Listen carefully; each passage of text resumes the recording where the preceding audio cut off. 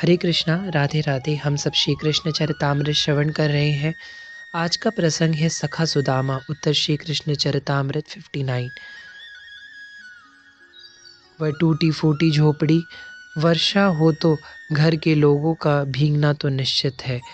हाँ, बस नाम के लिए अपना एक निकेतन है, ऐसा कहा जा सकता है।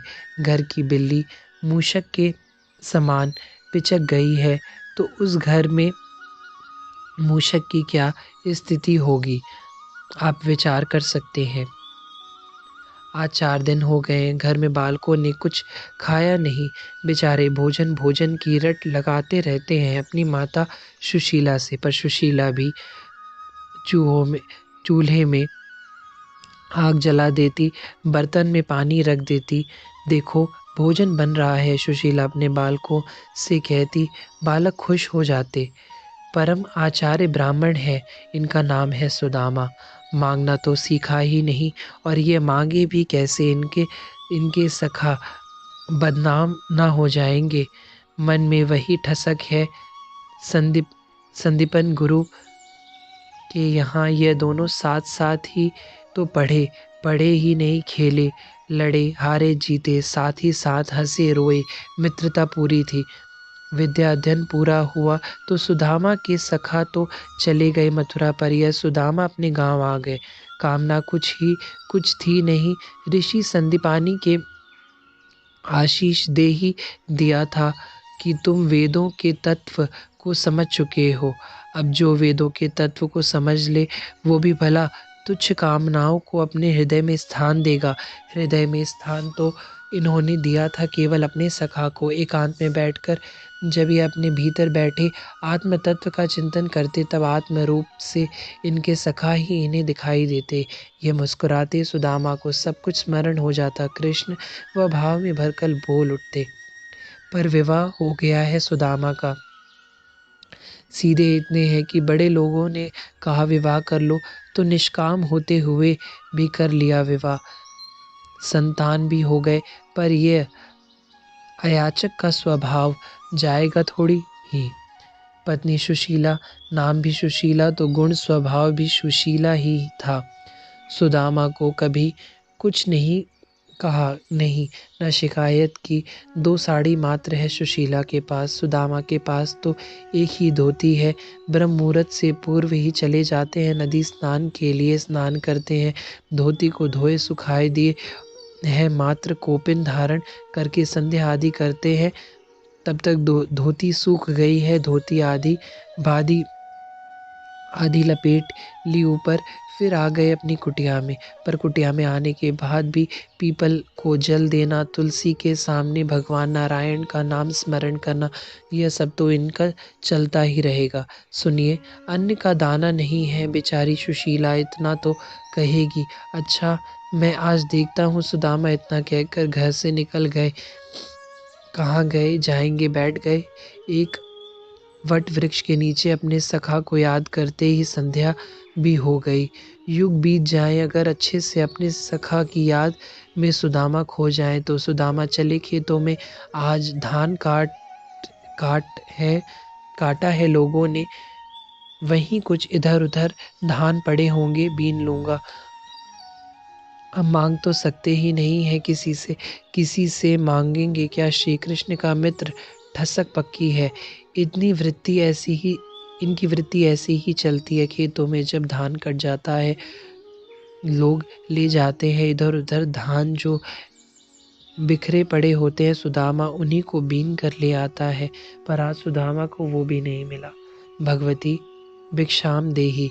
आज सुशीला के द्वार पर यह कोई नवीन सा भिक्षुक आया था। नवीन इसलिए कि ऐसी टूटी फूटी कुटिया देखकर भी मांगने आ गया था। माँ, भोजन, भूख लगी है। सुशीला के बालक इधर रो रहे हैं। हाँ, तो भोजन बन रहा है ना, बालकों को भी संभाल रही है ये। भगवती भिक्षाम देही। लो बाहर। फिर भिक्षुक ने आवाज दी। बालकों को शांत करवाया, वह गई बाहर। झोली फैलाकर खड़े हैं द्वार पर भिक्षुक। सुशीला ने द्वार खोला और जब देखा सुशीला के नेत्रों से अश्रु गिरने लगे। वह रो पड़ी, पर मर्यादित नारी है, सुदामा की पत्नी है। अपनी साड़ी से आंसू पोंछे उसने। दुख है जीवन में। भिक्षुक भी विचित्र था, सुशीला से पूछने लगा। नहीं, बिल्कुल नहीं। फटी साड़ी से अपने आंसुओं को पोंछते हुए सुशीला मुस्कुराई। सुदामा की पत्नी को दुख हो सकता है भला? सुशीला मुस्कुराए जा रही थी। तो लाओ भिक्षा, एक भिक्षुक तुम्हारे द्वार पर खड़ा है और तुम कुछ दे नहीं रही। भिक्षुक की आवाज़ इस बार कुछ तेज हो गई थी। मैं एक विद्वान ब्राह्मण की पत्नी हूँ। शास्त्र का अध्ययन मुझे भी है, इसलिए कह सकती हूँ कि एकादशी के दिन अन्न की भिक्षा देने वाला पाप का भागी होता है, इसलिए मैं आज आपको भिक्षा नहीं दे सकती। सुशीला अपनी ओजमई वाणी में बोली। पर देवी, आज तो एकादशी है नहीं। यह भिक्षुक भी कोई और नहीं था।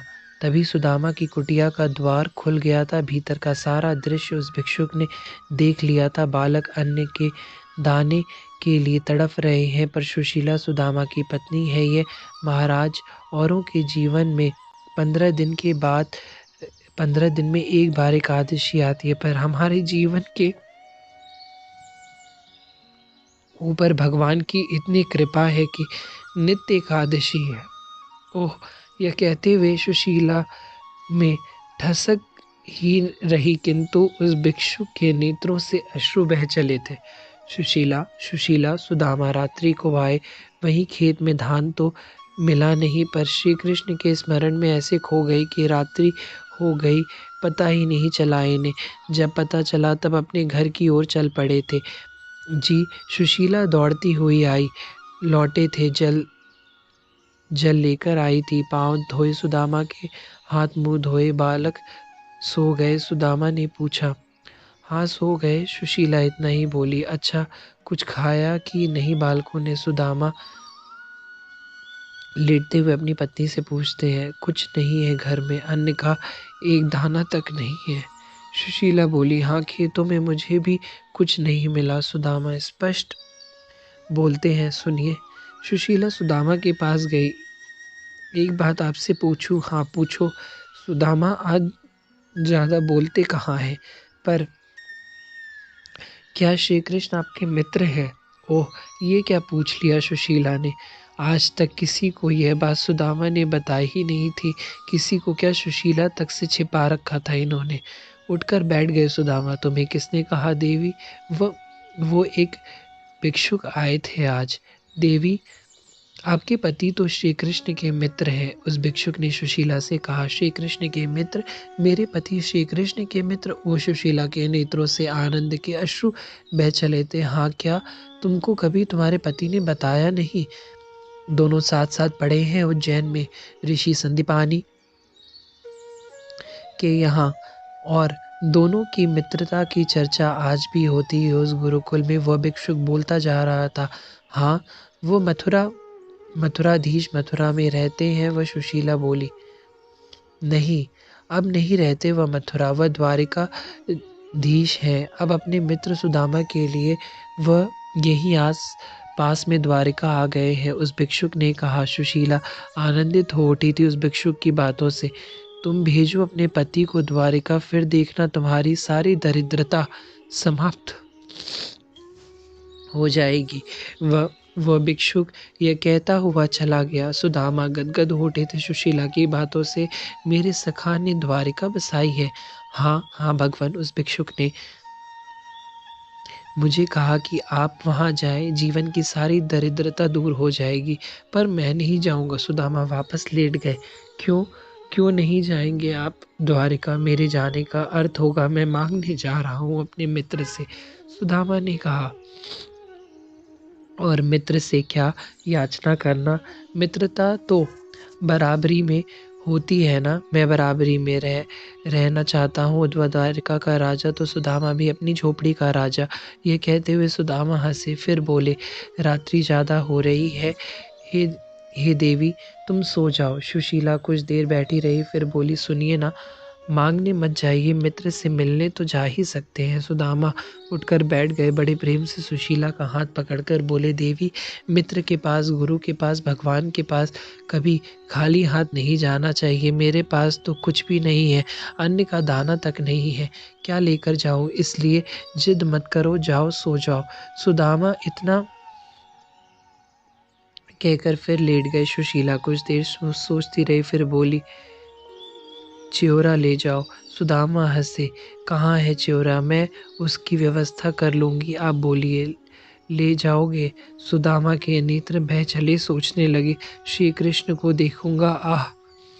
मित्र कहता हुआ आगे वह मेरे पास, ये चिंतन में आते ही सुदामा ने हाँ बोल दिया। सुशीला खुशी के मारे उस रात सो नहीं पाई।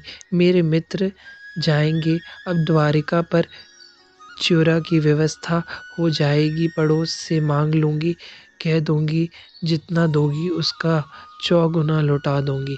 सुशीला सो गई। सुदामा भी अपने सखा के बारे में सोचते हुए सो गए थे। हरे कृष्णा, राधे राधे।